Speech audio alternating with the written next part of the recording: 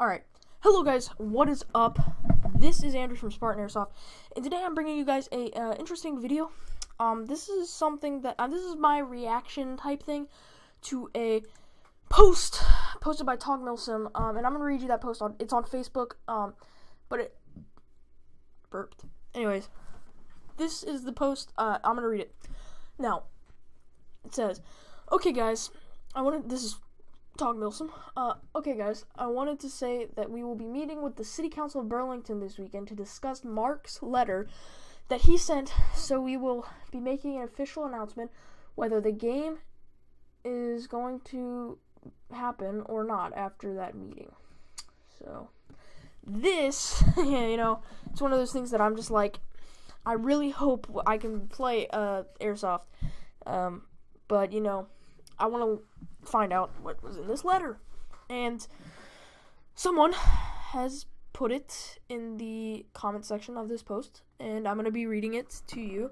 But also, it says somebody named Mark, and also in the comics, people have, I'm going to scoot back so this light isn't so attacking. Okay, so, it says, people were asking, who Mark is, and then they said that he is, milsim said, Mark Tysinger is the owner of Cool Combat in Lexington, North Carolina, and he's trying to stop the game. And then people were asking why, and he said that milsim said that he is jealous, and they said that he called him an asshole, and then they also said that he does not want to lose any money.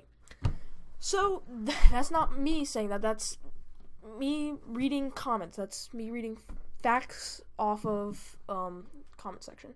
Anyways, let's get into the actual letter that Mark sent out. Hopefully you guys can, hear me pretty good. I'm just gonna hold this up and, talk. So, it says here, this is the post, alright, it says, officially, I filed a complaint this week with the city of Burlington against the Broken Arrow 2 Airsoft game coming up here on August 26th. I filed the complaint for the following two reasons. Reason number one, player safety should always come first. The game is being held at an old missile factory in Burlington. Earlier this year, they ran the same game in March, and while it is a cool-looking place, it proved to be very dangerous. Several players were hurt seriously and had to go to the hospital with the following injuries: broken leg/knee, broken clavicle, broken pelvis, and chemical burn from an unknown substance on the floor. Now, all of those are true. People were injured at this game, and it was a very dangerous place to play. It was super dark, and, there was a lack of lights. And that's what you're going to get with a big open area in a building like that. About to sneeze, sorry. But that's what you're going to get with a big open area like that. And also, all of those injuries I did hear about, except for the chemical burn. And I'm not saying that, that didn't happen. It very well could have happened. But I hadn't heard of that personally when I was there. There were a lot of blind men called. My bad. I think the count at the end of the game was something. It was in the teens. I'm pretty sure. At the end of the game, so that lets you know that it was a game that was very very dangerous. That's the word I was looking for. And even people that I played with almost got hurt. My friend Parker rolled his ankle in a hole. I hit my head on a lying down pipe thing it was like this, and I was going downstairs, and my helmet, because of my camera, it had pulled my helmet down because I don't have a counterweight, but I just got one because of this incident, and so I couldn't see, and it hit me. Luckily I had my helmet on. It was kind of funny, I hit it and I fell backwards and rolled down these stairs while these people from the roof started shooting me as I fell. I just got hit 20 times by these people up on this roof as I had just flattened myself out on this staircase. But, I don't know. But yeah, all of those injuries I did hear about except for the chemical burn. I'm not saying that it's not a legit thing that happened, because it very well could have happened. It says, since then, I've talked to some of the players that were there, including John Roche, who received some of the injuries mentioned above. He has now quit playing Airsoft. Several other... Here, then it goes off into another post. Alright, hold on.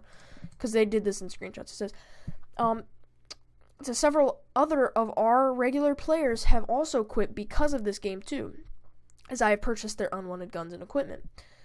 And frankly, from what I have heard about the playing conditions and the access to unsafe conditions that was allowed, they are lucky that no one was killed. And they do add an exclamation point there. Now, I do agree that there could have been more done to stop all of this from happening. There could have been a lot more done. But there could have been less, you know? Like, the thing was, whenever we were going to this game, they said that the red tape was you don't go there, and then, like, yellow tape was caution or something like that. And that's a very good, like, tactic. But there were people that I saw that were purposefully going into places they weren't supposed to be going. Like, they were purposefully going into red zones and thinking, you know, that they were invincible. I'm not saying that anybody on this list that got hurt, I'm not saying that anybody got hurt was doing something wrong, but I'm saying that it's very well could have been something that happened was people getting hurt, you know? Like, it very well could have been the reason for some getting hurt. I'm not saying that these people were getting hurt, I'm saying that it could have very well led to injuries and, you know, stuff like that. So some of these people, you know, were going into zones they weren't supposed to, and then also in some of the zones that were set up, like near Camp Awesome, there, like, and stuff, it was too dark, you know, it was too dark to see tape. You could barely see the hand in front of you, and especially with smokes frequently going, at one point, like, I could barely see anything. Funny thing, after the game, they said, thank God no one with asthma was over an E. I actually have asthma, and I survived, but but that's so much smoke, I couldn't see, so, yeah. And now it says reason 2. The property is not zoned for indoor airsoft games. It is zoned for industrial purposes. It is not meant to be used as an indoor sports facility. In order to run indoor airsoft games, everything would need to come up to code, just like we had to do with Cool Combat. I spent over $100,000 getting everything rezoned and up to code in order to meet the proper fire safety and building inspection codes, and according to North Carolina state law, they should have to do the same even for just a weekend game. Fair is fair. However, somehow they got around the rules the first time, and the players got hurt. Plainly, and according to the fire and safety and building codes, they would need the following. And then this is the list of things that they would need in order for it to be legal where we live in North Carolina. They would need running water, working electricity, working sprinkler system with with recent inspection, working real bathrooms and toilets based on number of total occupancy, handicap accessible ramps, doors, bathrooms, and parking spaces, minimum of 2 exit doors with push handles for every large room, and with the doors being no more than 150 feet apart. Emergency lighted exits and hallways. All exit ways. I messed that up. Emergency lighted exits and hallways. Pull down stations at all exit doors. Yellow lines on the floors showing proper exit ways. Adequate number of smoke and fire alarms. Live monitoring system for sprinklers and firearms. And then it says, currently, and to my knowledge, this property does not meet all of the North Carolina standards described above for indoor sports venue. And so he's basically, what he's doing is he's saying that they don't meet code in North Carolina to be able to run this game, and they need all this stuff to be able to run this game. And I don't know the legitimacy of this law. Like, I'm not a senator or anything, but I mean, to me it sounds pretty legit sounding. And so let's continue with the letter. I don't really know what else to say for this. Basically he's just trying to get the game closed, and in the comments people are saying that he's doing it because, he's losing business or something. And that very well could be. I'm not saying anything, but that very well could be that he's doing it for business reasons. But yeah, I really hope that this video doesn't get copyrighted by this Mark, because that would suck. I'm not throwing Mark under the bus. I'm saying stuff that I'm reading. So, yeah. Anyways, bottom line, this is back to the reading. Bottom line, they are running an illegal airsoft game at a proven unsafe location. Several players were hurt and seriously injured at the previous game held there. And then it goes on to another post. Oh crap, I clicked the wrong thing. Okay. So several players were hurt, seriously injured at the previous game held there in March.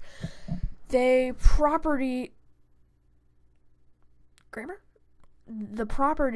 is not currently zoned or set up properly to be run as an indoor sports venue. Frankly, I am not sure how they were able to run it there the first time, and that may need to be looked into as well.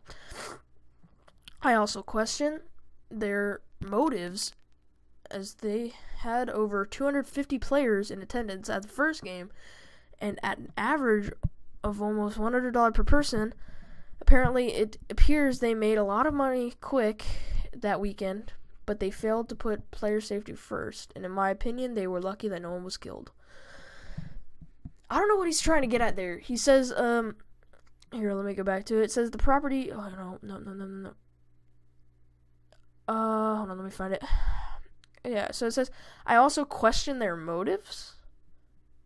Like, he almost is trying to make it seem like Tog Milsim and AirsoftRUs or whoever, it's Tog Milsim, because, I don't know, Tog Milsim, they're trying to make it the Tog Milsim, people had a motive, and they were trying to get people injured. I don't know, the way he's phrasing it is really weird. He says, I also question their motives.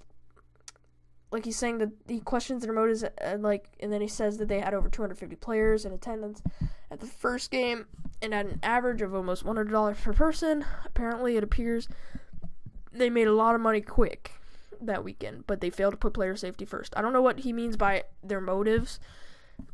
That doesn't really make any sense. Their motives as they head over. I don't know, that phrasing, he's trying to set it up something weird. I don't understand that whole phrasing that he did. Their motives, but I don't know. Their motives, so makes it sound like they're evil, But anyways, goes on. And so for the sake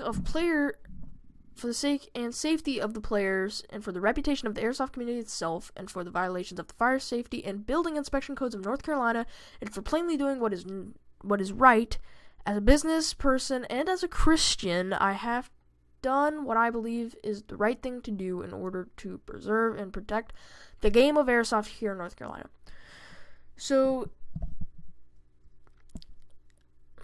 he's kind of, because a lot of these fields near us are very Christian-based, very religious-based, and I think he's trying to hit him where it hurts, kind of like a low blow, or not low blow, but like, I don't know, just like a little poking them with a stick or something, with that phrase of, right as a business person, as a Christian, like, kind of questioning, I don't know, that's kind of, it wasn't needed in this.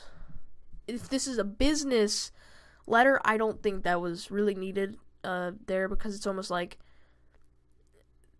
it's not, if this is a business letter, I don't think that's something you should add. But he did, and I don't, not my call, but anyway, so it says, so he's trying to preserve and protect airsoft in North Carolina by making it safer and stuff. Going on to the next one. The parties responsible for the game, and then it goes, The game promoters were TOG Milsim. The game sponsor was AirsoftRUsTactical, which is the store I go to. And then it says, P.S. to parents and responsible/sensible adults, if this airsoft game is allowed to continue for some reason, you may also want to question the local authorities.